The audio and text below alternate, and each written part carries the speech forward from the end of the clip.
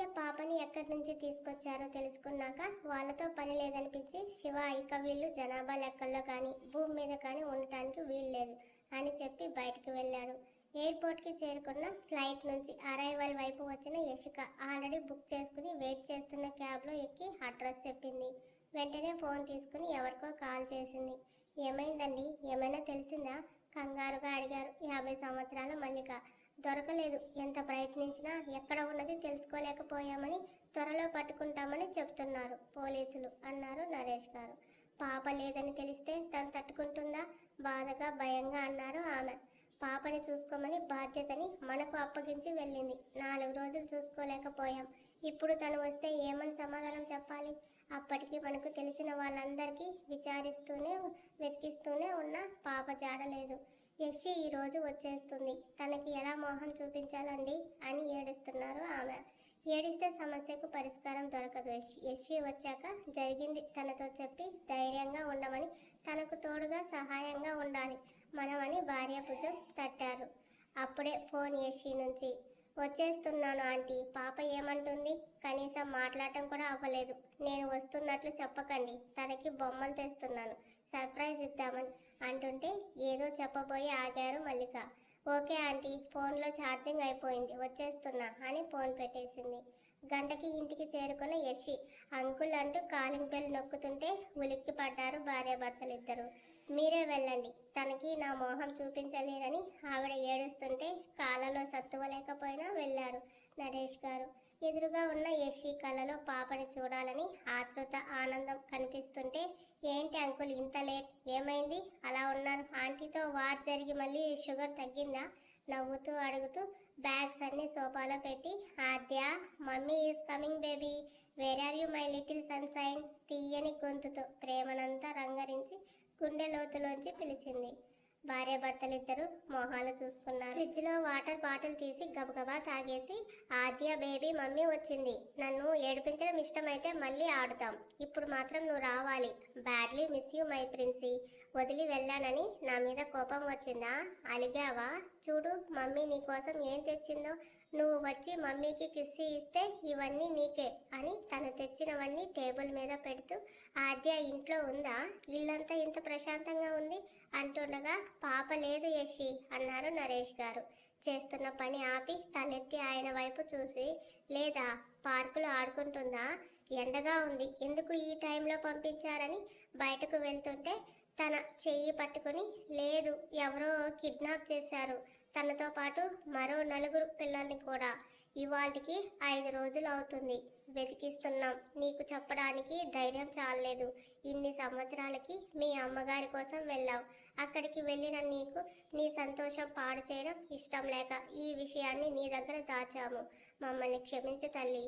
పాప ఆడుకుంటుండగా ఎవరో తీసుకెళ్లిపోయారని చెప్తున్న ఆయన మాటలకి నిలువున కుప్పకూలిపోయింది. కారులో కూర్చుని పెరిగిన ఆవేశాన్ని అదుపులో ఉంచుకునేందుకు కళ్ళు మూసుకున్న ఆదిత్య కళ్ళలో ఎప్పట్లా యశ్వి రాలేదు. క్యూట్ క్యూట్ మాటలతో నల్లని కళ్ళని గుండ్రంగా తిప్పుతూ చూస్తుంటే ఆద్య పాప వచ్చింది. ఆ కళ్ళనే తలుస్తూ ఉన్న ఆదిత్యకి ఇంకొకరి కళ్ళు కూడా మారుతూ కనిపించి ఒక్క క్షణం టక్కున కళ్ళు తెరిచేలా చేశాయి. ముఖం యాటిట్యూడ్తో సంబంధం లేని నయనాలు పాపవి.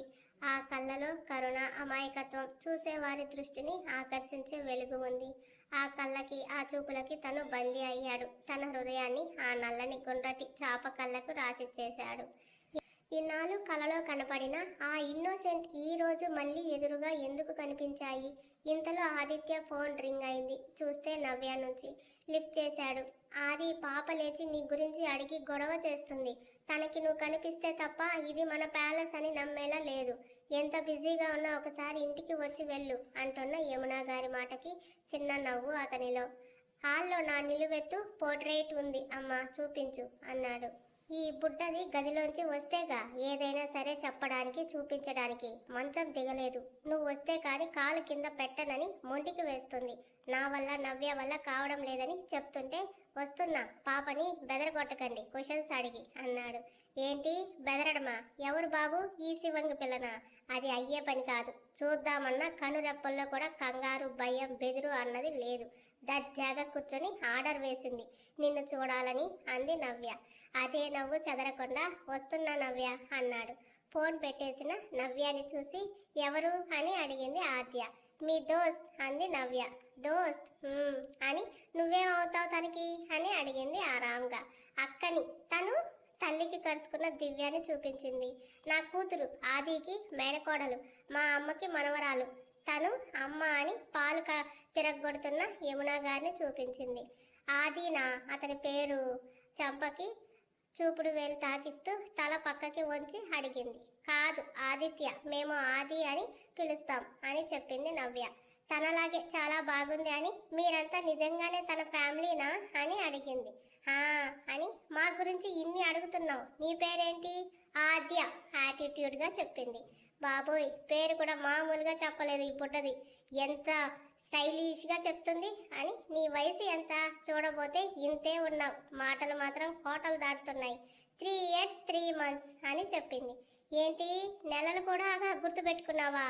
మా అమ్మ అలాగే కౌంట్ చేస్తుంది, నాకు అలా తెలుసు అంటూ ఇంకా ఎంతసేపు చల్లారుస్తారు, ఇటు ఇవ్వండి ఆకలిగా ఉంది అని ఆర్డర్ వేసింది. ఏంటి, ఈ పిల్ల కాస్త కూడా కొత్త పాత లేకుండా ఆర్డర్లు ఇస్తుందని.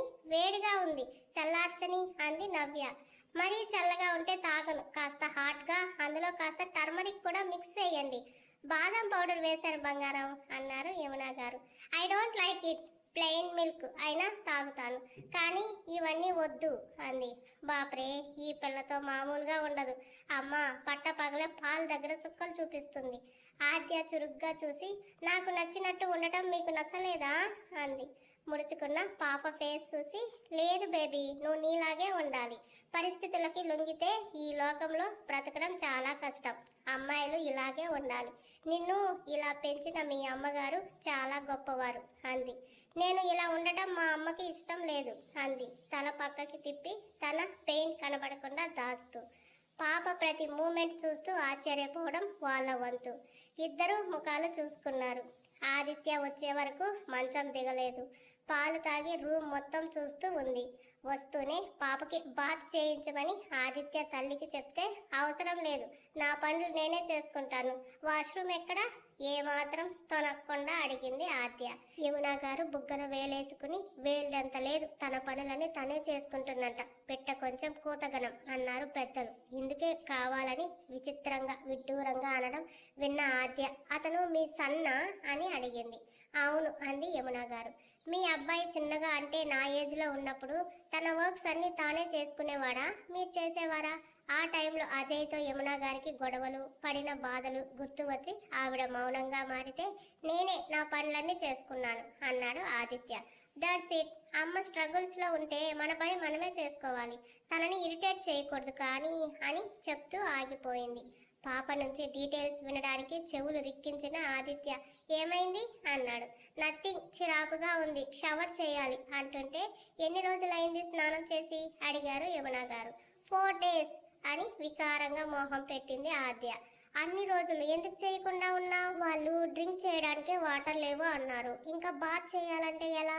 ఆద్య చెప్తుంటే, నువ్వు ఇంత బుజ్జిదానివి కదా, వాళ్ళని చూసి భయం వేయలేదా అడిగింది నవ్య. ఎందుకు భయపడాలి? చిరుత పిల్ల కళ్ళతో చూసింది. నేను ఏమైనా చేస్తే ఏం చేస్తారు? చంపేసుంటే చంపేయని, చావు అంటే నాకు భయం లేదు, చిన్నప్పుడే చచ్చి బతికానని మా అమ్మ అంటూ ఉంటుంది. ఆదిత్యతో సహా వింటున్న నవ్య యమున చలనం కోల్పోయినట్టే కదలడం మర్చిపోయారు. కింద పడిన యశిని మల్లిక పరుగున వచ్చి పట్టుకుని, బీ స్ట్రాంగ్ యశి, పాపకి ఏమీ అవ్వదు, మమ్మల్ని నమ్మి పాపని మా దగ్గర విడిచి వెళ్ళావు, కానీ నీ నమ్మకాన్ని నిలబెట్టుకోలేకపోయాం. అంకుల్ తెలిసిన వాళ్ళందరికీ చెప్పారు, నువ్వు వచ్చాక నీతో కూడా పోలీస్ కంప్లైంట్ ఇద్దామని అనుకుంటున్నాం, మమ్మల్ని క్షమించు అని ఆవిడ కూడా దుఃఖంగా చెప్తుంటే, ఒక్క క్షణం కళ్ళు తిరిగిపోయిన యశి, పాపని ఎవరో తీసుకెళ్ళిపోయారా? ఎవరు అంకుల్, ఎక్కడికి తీసుకెళ్లారు అంది శక్తి కూడా కట్టుకుని పైకి లేస్తూ. తెలీదు, ఆ రోజు పాప నేను మార్నింగ్ వాకింగ్ కోసమని వెళ్ళాము. మన హోంలో పిల్లలందరూ అక్కడే ఉన్నారు, అందరితో ఆడుకుంటుంది. నేను అక్కడి వాళ్ళతో మాట్లాడుతూ తిరుగుతుంటే ఈలోపు ఎక్కడి నుంచి వచ్చిందో ఒక వ్యాన్, బాల్తో ఆడుతున్న పాపని మరో 4 పిల్లల్ని కూడా ఎక్కించుకొని తీసుకెళ్ళిపోయారు. వాచ్మ్యాన్ అప్పటికే అరుస్తుంటే అతన్ని తల పగలగొట్టి వెళ్ళారు అని ఆయన చెప్తుంటే, పాప అని గట్టిగా గుండెలు పగిలేలా అరిచింది యశి. ఆమె హృదయం చీల్చుకుని వచ్చే ఘోషతో ఇల్లంతా మారుమోగింది.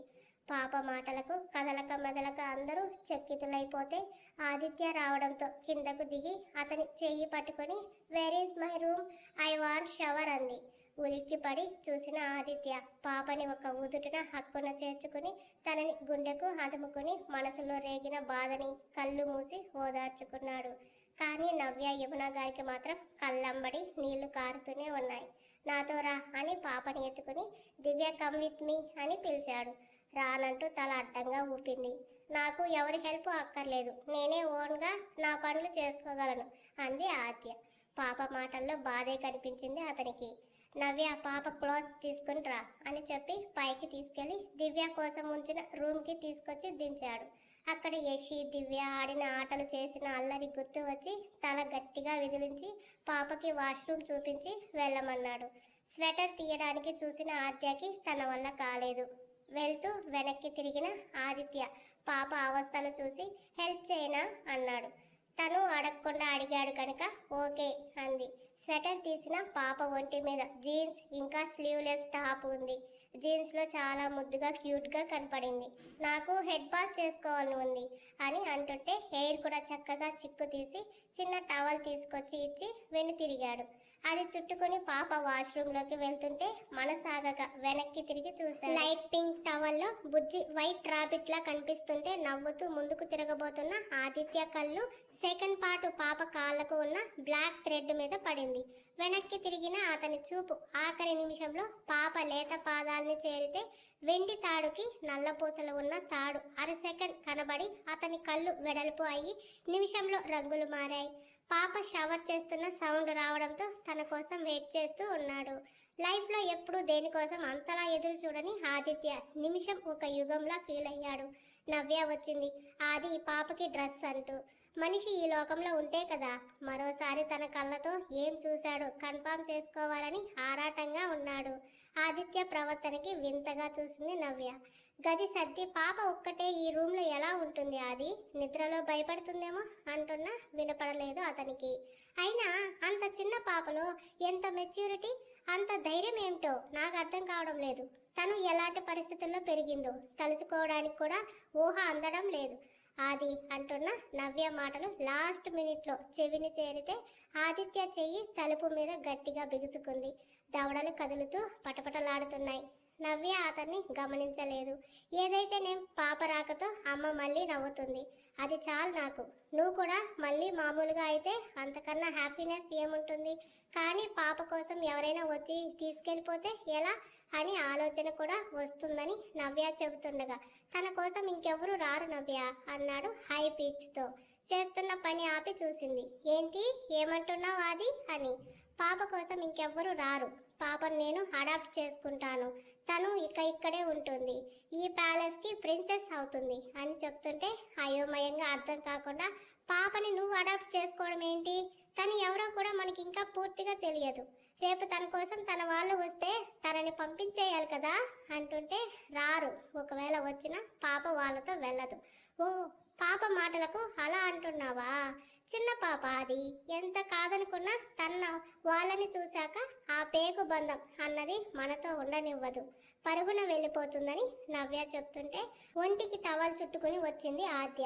హెడ్ అంతా కారుతున్న వాటర్ చూసి ఇలా ఉంటే ఎలా బంగారం, కోల్డ్ చేస్తుంది అని మరో టవల్ తీసుకుని తల తుడుస్తుంటే చక్కగా తుడిపించుకుంది. ఆదిత్య కళ్ళు తెల్లగా లేత గులాబీ కాడల్లా ఉన్న ఆద్య పాదాల మీద పడ్డాయి. నల్ల పూసలతో వెండి దిష్టి దారం, అది తన చేతులతో తను కొన్న బహుమతి. దానికి ప్రత్యేకంగా ఉండే పూసలు చూసి వెంటనే గుర్తుపట్టాడు. అవి ఎవరికి ఎప్పుడు ఏ సందర్భంలో ఇచ్చాడో. అంత తేలిగ్గా ఎలా మర్చిపోతాడు? అది కూడా లైఫ్లో ఎవ్వరికి ఇవ్వని స్థానం ఆ మనిషికి ఇచ్చాడు. అంత ఈజీగా మర్చిపోతాడా? 2 నిమిషాలు పాప కాళ్ళ మీద సూటిగా పడిన ఆదిత్య చూపులో మార్పు, అతని పెదవుల్లో ఒక ఈవిల్ స్మైల్, కళ్ళలో సాటిస్ఫాక్షన్ లుక్. వెళ్ళిపోయాడు అక్కడి నుంచి. నవ్య పాపకి డ్రెస్సింగ్లో హెల్ప్ చేస్తాను అంటుంటే వద్దు, ఐ విల్ మేనేజ్, థ్యాంక్స్ అంది. బుడంకాయ్ ఎంత యాటిట్యూడో అనుకుంటూ ఒక్కదానివే ఇంత పెద్ద ఇంట్లో ఈ రూమ్లో ఉండాలి అంటే భయం వేయదా అని అడిగింది. నాకు అలవాటే అంది. ఏంటి ఒంటరిగా ఉండటం? లోన్లీగా చాలా డేస్ ఉన్నాను, నాకేం భయం లేదు అంది. ఈ పిల్ల రాక్షసుని కన్నా మహానుభావులు కనబడితే చేతులెత్తి మొక్కి బాహుబలి ఫ్లాష్ బ్యాక్ ఏంటో కనుక్కోవాలి అని కిందకి వస్తావా అని అడిగింది నవ్య. నాకు ఈ ప్యాలెస్ చూపిస్తారా అని అడిగింది. తప్పకుండా అంది నవ్వుతూ. నవ్వలేదు ఆద్య. సరే వెయిట్ వస్తాను అని ఫాస్ట్గా డ్రెస్ వేసుకుని ఆరిన హెయిర్ పోనీ వేసుకుని లెట్స్ గో అంది. ఆదిత్య కిందకు వస్తుండగా ఫోన్ చేశాడు శివ. అన్న ఇక్కడ వీళ్ళ పని ఫినిష్ అయిపోయింది, ఇంకా వీళ్ళు చెప్పిన అడ్రస్ పట్టుకొని వెళ్ళడమే మిగిలింది. అక్కడికి వెళ్ళాక ఇన్ఫర్మేషన్ గ్యాదర్ చేసి మీకు చెప్తాను అంటుంటే నువ్వు ఇంకా ఎక్కడికి వెళ్ళక్కర్లేదు శివ, వచ్చేయి అన్నాడు. అన్న ఏమంటున్నారు మీరు? శివాలో సందేహం సంశయం. అవసరం లేదు, పాప గురించి డీటెయిల్స్ అన్నీ ఒక్కొక్కటి తెలుస్తున్నాయి. పాప కావాలి అనుకుంటే తనను వెతుక్కుంటూ ఇక్కడికే వస్తారు, లేదంటే తను ప్యాలెస్లోనే ఉంటుంది అన్నాడు. అతని మాటల్లో ఒక్క కాన్ఫిడెన్స్, ఒక్క పొగరు కనబడుతుంటే అలాగే అన్నా అని ఫోన్ పెట్టేశాడు శివ. ఫోన్లో సీక్రెట్ గ్యాలరీ ఓపెన్ చేసిన ఆదిత్య ఒక పిక్ డ్రాగ్ చేస్తూ, నా దగ్గర విషయం చాలా బాగా దాచావే, బ్యాడ్ లక్, దొరికేశావు, వస్తావా నా ప్రిన్సెస్ కోసం? రా, I'm waiting for you babe. 4 ఏళ్లలో అతను మర్చిపోయిన అనుభవం మళ్ళీ అలజడి పెంచి జరిగిందంతా కళ్ళ ముందు రీల్లా మెదిలితే, నేనంటే ఎంత ఇష్టం లేకపోతే నా ప్రింట్ని డిటో దించేశావు. నువ్వు కానీ వచ్చావా నా నుంచి తప్పించుకోవడం నీ తరం కాదు.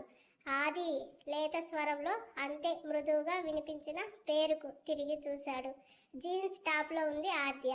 అతని కళ్ళలో వద్దన్నా వస్తున్న తడికి కారణం తనే అని ఆ చిన్ని ప్రాణానికి ఎలా తెలుస్తుంది? ప్యాలెస్ చూడాలి అంది ఆది చిటికెన వేలు పట్టుకుని. కమ్ ఐ విల్ షో అని ఎత్తుకుని గార్డెన్ వైపు తీసుకెళ్లాడు ఆది. ఓ ఎస్సివంగి పిల్ల, ప్యాలెస్ చూపించమని నన్ను అడిగి ఇప్పుడు పార్టీ మార్చేశావు, పైగా ఆది అంటూ మా తమ్ముడిని పేరు పెట్టి పిలుస్తున్నావు. వాటమ్మా చిచ్చరి పిడుగు అడుగుతూ వెనకే వచ్చింది నవ్య.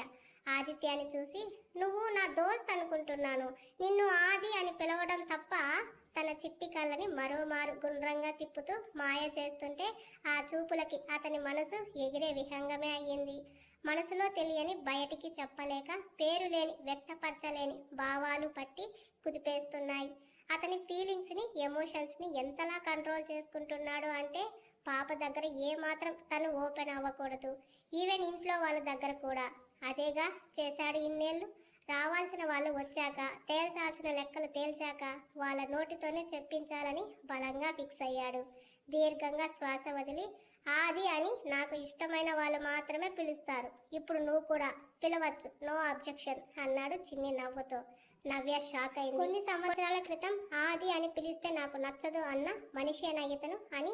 ఏంటి ఆది, ఈ పాలపెట్ట వచ్చేసరికి పార్టీ మార్చేశావా? ఒకప్పుడు నేను ఆది అని పిలిస్తే పిలవద్దు అని చాలా సీరియస్గా చెప్పారు, ఇప్పుడు ఏమిటి పాపకి అంత బంపర్ ఆఫర్ ఇస్తున్నారు అని అలక మొహం పెట్టింది. నువ్వు సరిగా వినలేదు నవ్య, నాకు ఇష్టమైన వాళ్ళు మాత్రమే పిలుస్తారని మెన్షన్ చేశాను అని ఆద్యతో వెళ్ళాడు. సంథింగ్ ఏదో జరుగుతుంది, లేకపోతే ఆది ఈ బుజ్జి దానితో ఇంత బాండింగ్ ఏర్పరచుకుంటాడా? లేదు, ఏదో ఉంది, అది ఏంటో కనిపెట్టాలి. శివ వచ్చాక తనని అడగాలి అనుకుంది. ఏడ్చి లాభం లేదు యశి, వెంటనే పోలీస్ కంప్లైంట్ ఇద్దాం పద. పిల్లలందరి మీద హోమ్ తరపున మేము ఇచ్చాం, కానీ పాపకి అమ్మవి, నువ్వు ఇస్తే త్వరగా వాళ్ళు వెతికి పట్టుకుంటారు అనడమే ఆలస్యం. అలాగే అని కళ్ళు తుడుచుకొని వాళ్ళతో పోలీస్ స్టేషన్కి స్టార్ట్ అయింది. ఎంత వద్దనుకున్న కళ్ళలో నుంచి నీళ్లు వేగంగా జారిపోతున్నాయి.